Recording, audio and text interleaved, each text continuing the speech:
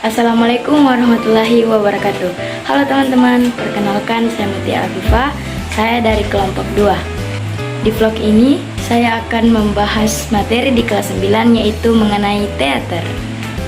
Tujuan saya membuat vlog ini yaitu untuk melatih public speaking saya sekaligus untuk mengingatkan kembali kepada teman-teman semua tentang materi teater ini. Mungkin saja beberapa dari kalian masih kurang mengerti tentang teater.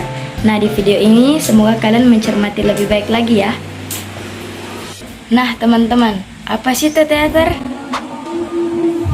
Teater merupakan suatu seni drama yang menceritakan mengenai sebuah kisah melalui kata-kata, gerak, tari, dan nyanyian yang disajikan lengkap dengan dialog dan akting.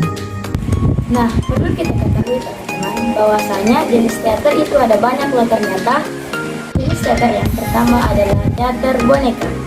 Teater boneka yang sering digunakan untuk menceritakan legenda atau kisah yang bersifat religius.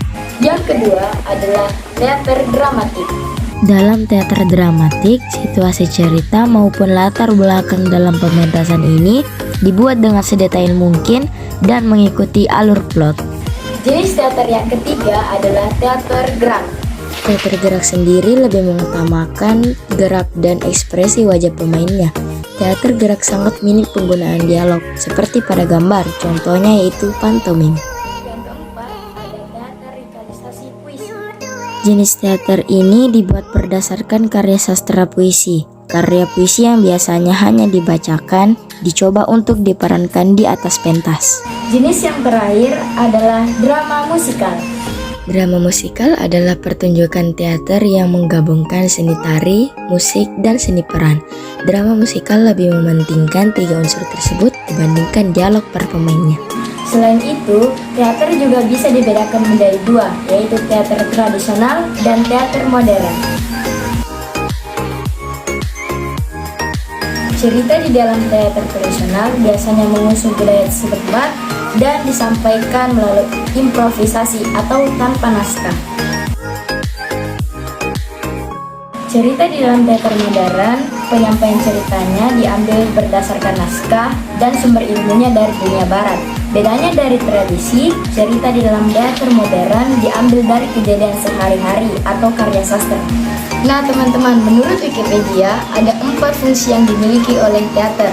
Fungsi yang pertama yaitu sebagai sarana upacara, yang kedua sebagai media hiburan, sebagai media ekspresi, bahkan sebagai media pendidikan. Teater tidak hanya semerta-merta dibuat, tetapi ada unsur yang di dalamnya yang harus kita penuhi agar teater terlihat menjadi lebih bagus. Nah, apa saja sih unsur teater? Unsur teater terbagi menjadi 2, yaitu pertama, unsur internal. Unsur internal dikatakan sebagai jantungnya sebuah pementasan teater. Tanpa adanya unsur internal, maka tidak akan terdapat suatu pementasan teater.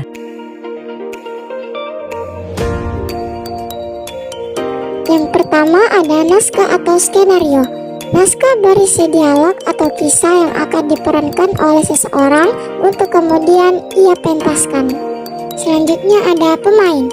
Pemain adalah seseorang yang memainkan peran seorang tokoh yang terdapat dalam naskah.